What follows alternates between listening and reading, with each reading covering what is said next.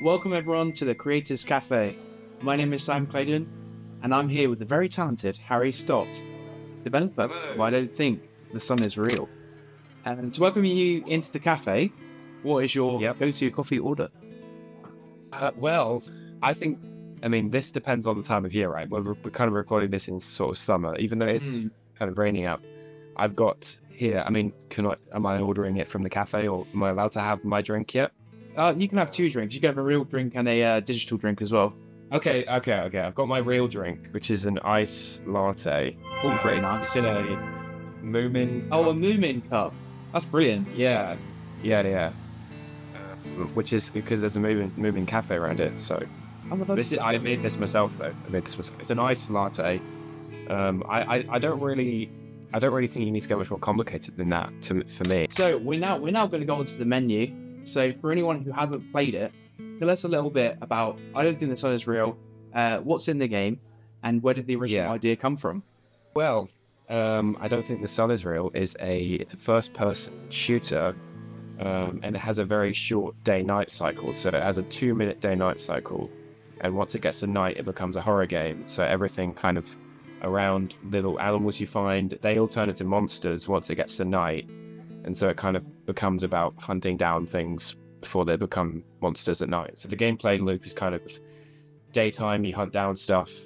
And then if anything you didn't find, nighttime, it's now a monster and it's coming after you. It's the main idea.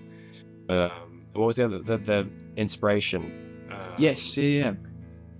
So it probably, it started out as a game jam game. Sort of Shin was Suns Out, Guns Out. And I think it was like a summer game jam. Everyone was making games on the beach, like fun, like playful games. And I ended up making a horror game, which I didn't initially mean to do.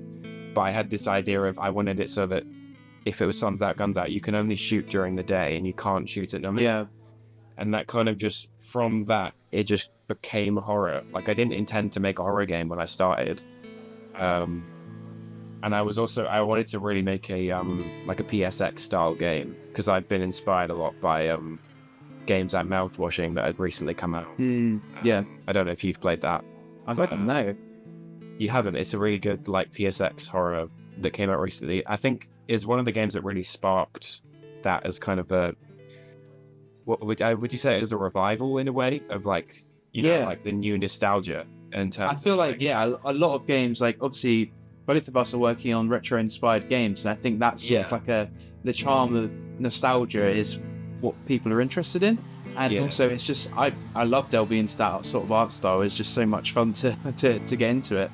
Yeah, I find it really interesting how nostalgia is always moving forward. Retro games used to be like 2015 and stuff. You had like Celeste and things that were like pixel retro games. And now we're starting to get like retro games that are like 3D PlayStation 1, because retro is now like 2000s. And, like, which is very terrifying. Yeah. It is terrifying, but it's also interesting because like for me, like where I'm quite young, like to me, I like nostalgia is like the early 2000s for me. I agree. That's a lot of like the heart and soul of the game I'm making, where it's like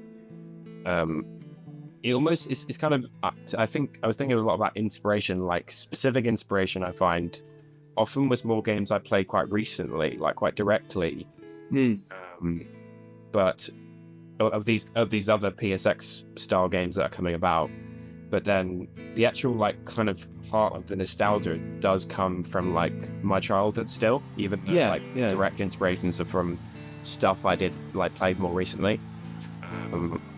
That's probably, I guess that would nice. Sum it up. I think so. I would say, one more question for the menu is the game has a really distinct atmosphere and a sense of mystery. What was the feeling you wanted players to have when they first started playing the game?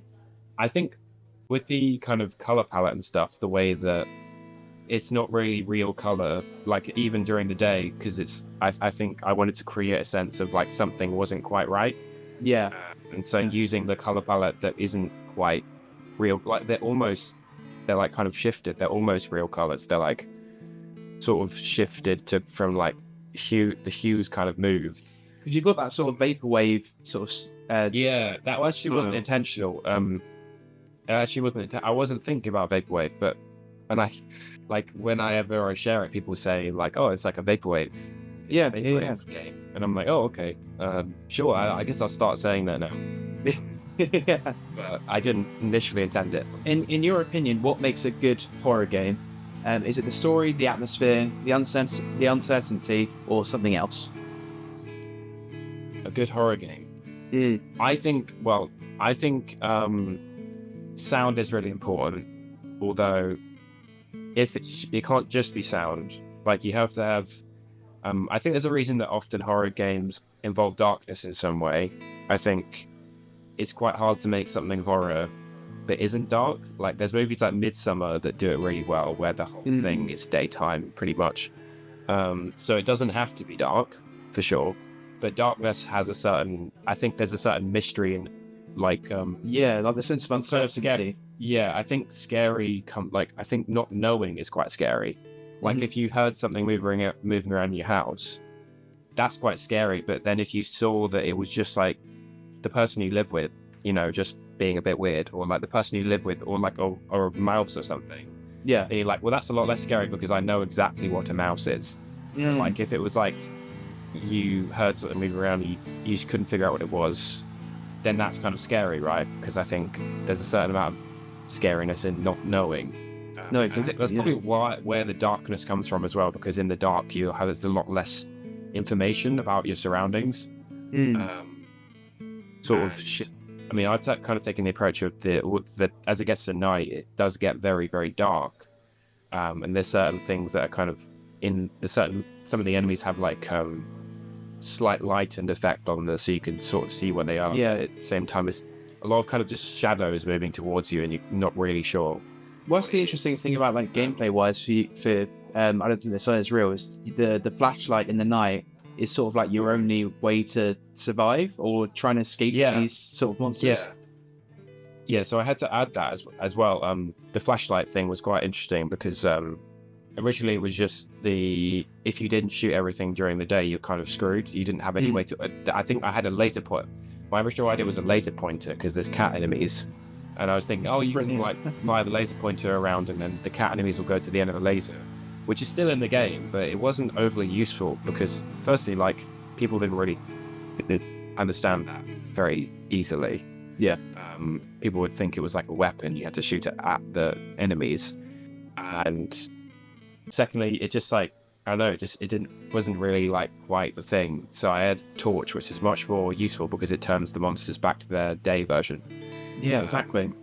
Which then becomes more of a tool that you can actually survive at night if you fail to find everything, which usually should be the case. You're not going to know where all the enemies are. Is there any particular part of the game that you're incredibly proud of? Every time I look at it, I feel like there's something wrong with it. I don't know if you have the curse of the game developer. Yeah, it's the curse of the game developer. Every time I look at it, all I see is the flaws. Right. So, but I think I'm quite happy with. I guess I managed to pull off the aesthetic thing, which people like. Yeah. Which also it feels like by accident, a lot of these things. A lot of this stuff is just like messing around until, that looks kind of good. I was quite happy with the boss fight of it. It's hard to be. I think until it's a proven success in any shape or form, I'm not gonna like be super proud of it. I don't know why. It's just like you say, the curse of the game developer, I suppose. Yeah, one thing I was going to say is like sometimes with like, because we're working on the game all the time, like it's just as game developers, I think it's like a tunnel vision to a certain degree, and I think we're taking maybe I do find if like I have like a week off, just have a bit of a rest and then come back to it, I'm like, okay, I do like the direction I'm going in, but sometimes having that break and then having like a fresh set of eyes looking at it, it's like, okay, I can see the elements that I want to keep in and maybe rework some other bits. Yeah, that is certainly true. Like if you've been working on it for ages and ages, you're just looking at it and you're like, this is a piece of trash. I'm wondering, like, how is anyone ever going to like this? And then you go away for a break and you come back and like, yeah, actually, this is kind of like I have it with a lot of older games that I've made, like some of the like kind of early sort of short games that I made. at the time when I was making them, I didn't really think much of them. Yeah. And then going back and playing them now, I'm like, okay, those were actually kind of cool, I guess. I guess I'm willing to say it now. Yeah. That they were kind of cool. Yeah. But yeah, it's certainly is really hard to be like, I guess, yeah, I think it almost, I wouldn't know what I was most proud of until it was done in a way, or until was able to step back from it. Step away from it, yeah. What would be the same for you? Yeah. With So, what you feel most proud of? So for me, I'd say like, in terms of like the character and world building, I think what I've struggled with like games in the past that I've made is finding what I really enjoy in games that I make and what I'd want to do in terms of storytelling. And I think for a long time I loved doing like 2D art and 2.5D games, and then I found that like perfect balance with Calcium Crusader, because then I can have those 2D characters as like icons. I think for me, that's sort of what I really like with Calcium Crusader, is I can have that cartoon characteristics in there and still have that retro sort of vibe. I find a lot of the time there's a certain thing about 3D that instantly makes a game more appealing to like a bigger audience. I think there's a lot of people that are like, they see a 2D game and they're quite, especially more casual people, they're quite put off by a 2D game, whereas suddenly 3D is like, oh wow, this is more like this is the same amount of dimensions as my real life, so I can understand this better. When I first made this game as a game jam project, I didn't really think anything of it. I wasn't planning to continue it as a full release in any way. But then I think I sort of weirdly saw a strange amount of response to it, just because, I mean, it has been my first big 3D project. Before that, I was a bit the same as you, where it was kind of lots and lots of 2D stuff, like doing pixel art and things, side scrollers. And the moment I made a 3D game, I just suddenly, like, everyone seemed to care a lot more. And it's kind of interesting the way that, you know, even if your game can kind of be just as good as, like, you know, a 2D game can be just as good as a 3D game, but someone, you know, it seems more appealing for some reason. Yeah, maybe the market's just a little bit bigger for those 3D games. And I know, like, obviously when I feel like video games became more accessible when, like early 2000s, like, there are 3 different consoles to choose from. I mean, even in the 90s as well, you had so many different games consoles to use. But I feel like now it's so easy to pick up any console and play a game. I mean, you can play 3D games on your phone now, so that's just, almost console gaming is kind of dying now, isn't it? It's sort of like, why have a console, especially with the stuff they're doing where, well, the appeal of a console is like the physical games, and that's disappearing. Well, that's the thing is, like, I think especially with our sort of games, because they're retro inspired, I think that market, that people, like the people who love the nostalgia, would want to have that physical media. So I think your game would work perfectly in like a PlayStation 1 case. I would almost love to have a Wii port of my game. I think that my god, that would be brilliant. That'd be so good. The pointer of the nunchucks. I would love to do that and like have some sort of Wii disc, you know. Oh, that'd be great. I'm talking about the Nintendo Wii, by the way, not the Anyway, we're going to the kitchen now. No Wii involved.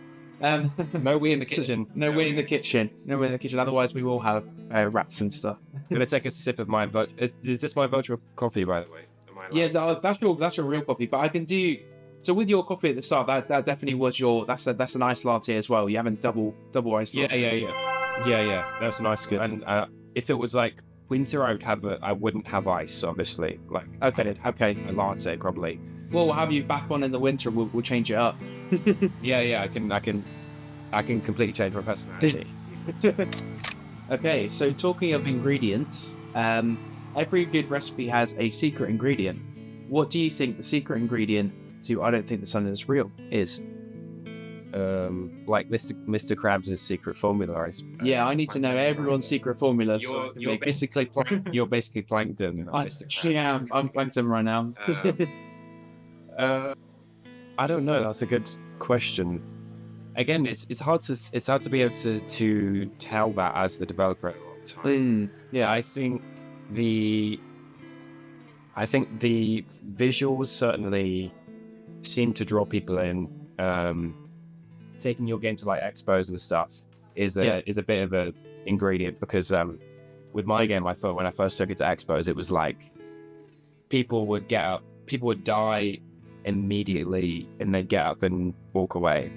And then I had to do these, like, I added checkpoints and stuff, and I got this just watching people play it and seeing how it played is kind of like seeing the feedback for your game is like, as if it came out on Steam right there.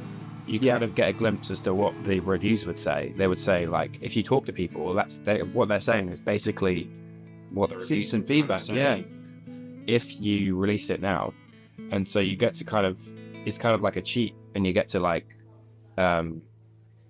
take that on and then make changes. And that's like where stuff like that torch mechanic came from, where I realized I had to add that, like, as I went on, and I added also a sort of, I suppose I also added a bed, which is where, like, if you clear, because someone pointed out that basically if you clear everything from the day, the nighttime is just empty. There's no monsters, so there's no horror like going on anymore. So the bed mechanic came from that, where it's basically like Minecraft, that you can then just sleep and move on to the next day, because there's no point of, otherwise you just stood still. The gameplay is you waiting. So yeah, I think definitely I would, if there was any kind of success in my game, I would have attributed it to that, like having the opportunity to going to those expos. I think almost anyone can be like making games. Like, I think anyone can have cool ideas. Like, we all have cool ideas for games, but it doesn't make you a game designer necessarily.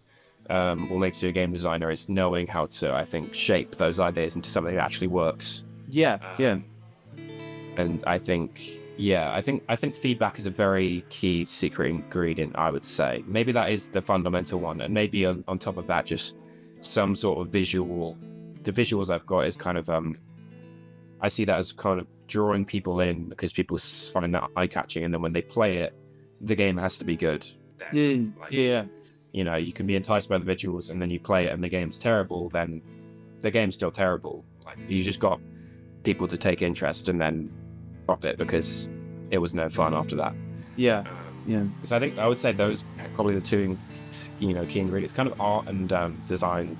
I think sadly, I think the bell's just come. I can hear the bell. The closing time has arrived. Oh no! Closing time. Closing time has arrived. I've barely drunk my virtual coffee. Well, there's no time for that anymore. I've got it in a Moomin takeaway. Moomin takeaway. So when I Don't Think the Sun Is Real comes out into the world, are you already thinking about the next game, or are you going to expand on this story? What sort of your ideas next? I think there's no way for me to know what the next game is. Like, I can have ideas, but I don't know if those ideas are good. Like, I'm sure, like you, there's like, I probably have a million ideas, and I could try a bunch of them and see which one works, and see which one, post about it, see which one people like the idea of. And if they don't like it, like, I talked to you before about the idea for a game of driving home for birthday, it was called. It was going to be a Christmas game that I released around Christmas, that was where you play as Jesus, and you are driving to Jerusalem, or you're driving home, but it's your birthday, and it's very birthday themed. It was going to be like, and it would come out on Christmas Day. It'd be like very kind of almost like a joke, making fun of Christmas a little bit, and making it birthday themed instead of Christmas, because I think that'd be sort of funny. I think, but I don't really have any actual, like, I don't really think I have any actual game design on that, and I don't know whether that idea would work. So, like, I can have that idea, but I think it's hard to tell whether I would actually make it, or whether anyone would actually respond to it at all. I feel like for us, we just love the creative process. So I think with just making ideas and strange game concepts, I think it's something that's just really appealing to us as game developers, and I'm sure many other game developers like that as well. But yeah, I think with driving home for birthday, I think that should be out Christmas. Yeah, I do. I mean, have great. I mean, maybe it might be quite an easy game to make, but the other game that I know I will make at some point is the one that I also showed you this at some point. It's called Whatever Continuum. It's this 2D side-scrolling, like kind of multiversal game, which I made a vertical slice level of, and lots of people who play it like, really, really enjoy that. So yeah, I think I'll probably continue that at some point. It's very to explain it very briefly. It's very that you have it's like almost like a platformer, but if your character changed to be like in lots of different universes, like you know, you have like 20 plus different ways of playing like this game as like a side. Yeah. You play as a cow, you play as that guy with the stretchy neck, you play as all these different weird characters that is kind of meant to be the same version of the character across different multiverses. And like gameplay would alter depending on which character or which universe you're in. Yeah. So the mechanics change based on which character you are, and you can swap between all these different characters, like 20 plus different characters that all have different mechanics. And I had a lot of fun just coming up with mechanics and stuff. So yeah, I'll probably continue that as well in the future. That'll probably come to your game. You know, come to your local Steam, your sales. your local Steam. It will come to Steam probably at some point within the next 50 years or so. Yeah. if I don't get hit by a bus or anything, or Jesus driving home for his birthday. Yeah, if I don't get hit by a Jesus driving convertible with the number plate also says just birth date. Oh, nice. I like that. I've had an idea for a YouTube video that I think would tie into that game quite nicely, where I'd make like a Subway Surfers game, but have it playing on the side of the video, so it's like keep your attention. Yeah, keep your attention. You're making it in real time as well. I hope so. That'll be quite fun to do. You're watching nothing at first.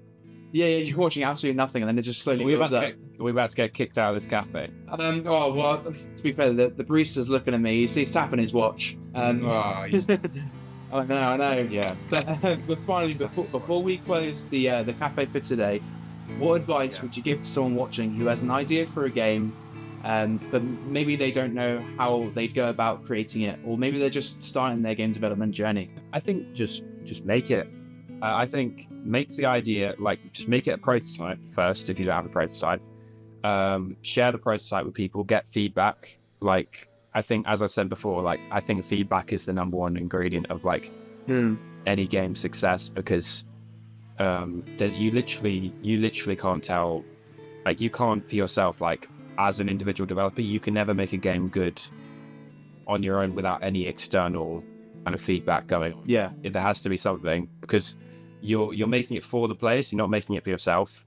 You can have the ideas can come from you, and like, you know, the way you shape it can definitely come from you, but if no one likes it, then you're kind of, you know. So, and the best way I find I used to find out was going to these so many like these free events, including ones that I met at US out. So yeah.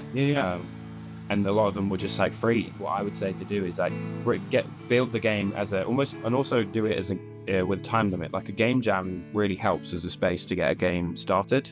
You've got that deadline for you. You set for yourself. Yeah. And also, the scope will be limitless unless you do that. And then you can kind of build the scope out from there. With like you started with this box that it had to stay in, and then it can kind of sort of expand. Yeah, boxes removed in a way. Hopefully that explains somewhat what I would. Yeah, and I think with those expos that you can showcase at, I think there's so many in the UK that are very like keen on new developers and bringing up that indie space in the UK, and I think. Or if it's not the UK, I'm sure there. Yeah, I'm sure there's loads. Yeah. Or if there's not one, try and just find somewhere that's hopefully people. Start one. Yeah, start one. Or there's other ways to get people. Like it only worked so well for me as well because my game is like a short playthrough situation. So I could actually see the game played from start to finish. Like, a version of it, even though there's multiple endings and stuff. I don't know if I forgot to mention that there is a multiple ending game, lots of different endings, but I could kind of see the whole thing played out because it was like, you only get like, people aren't going to play a full game of one of these things, but because it was so short, I actually got like feedback for most of my game, and I could see most of it played. Whereas you might want to find some other way of getting playtesting, but I think playtesting is definitely, in one way or another, it's great for getting feedback.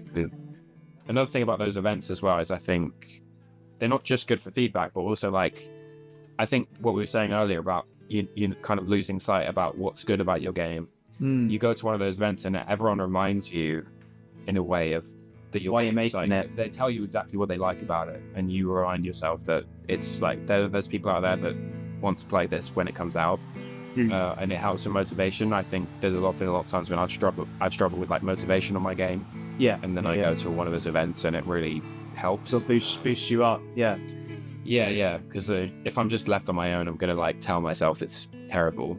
That's what I would, as a kind of overall feedback is key, I would say. I think so. And also, like, you can do that with sort of getting on, like, putting your stuff online as well, which is what I found out when I was like I think 2019 was when I first started putting stuff online. You get feedback, even not all of it's good, but just getting people to see your game online. You get random people just doing a YouTube playthrough and then sending it to you. I've had that with this with I Don't Think the Sun Is Right. When I was first making it, some guy on LinkedIn was just like, I played your game and I recorded it on YouTube. Great. You're like, thanks. That's so good. Free feedback. I'll watch that and see where they struggle. He definitely struggled. He struggled. Oh, but God. I learned from it. Yeah, exactly. But thank you very much for coming to the cafe. And I've enjoyed my time. Is he still there like this? He's not. He's already cleaned down the coffee machine. He's ready to. Oh yeah. He's winding down. He's going like he's leaning over. It's like he's leaning over. He wants to play. He sent you a LinkedIn message and he wants to play your game tonight. Yeah, free. He wants a free Steam key. Free Steam key. I'm also really imagining this barista is you, but like from the past when you were a barista. So he's my alter ego. Yeah. Not that I want you to leave. Play that will return as a barista. Yeah. Oh yeah, in Doomsday. Yeah. Okay, so thank you very much for coming. And whereabouts can we find all your work online? You can find I Don't Think the Sun Is Real on Steam. That's the main link. I'm also on LinkedIn. If I'm Harry Stott on LinkedIn. If you wanted to stalk me or something, or just connect, those would be the main links, I suppose. Most of it you can find from my Steam page, and you can also wishlist my game and also wishlist Sam's game. Thank you very much. 64, which up until this point I completely forgot you were making it. To be fair, so did I. Into my head. Yeah. Anyway, thank you very much for coming, and thanks for having me. I'll let the barista clock off, I think. Yeah, no, he's already out the door. He's run up.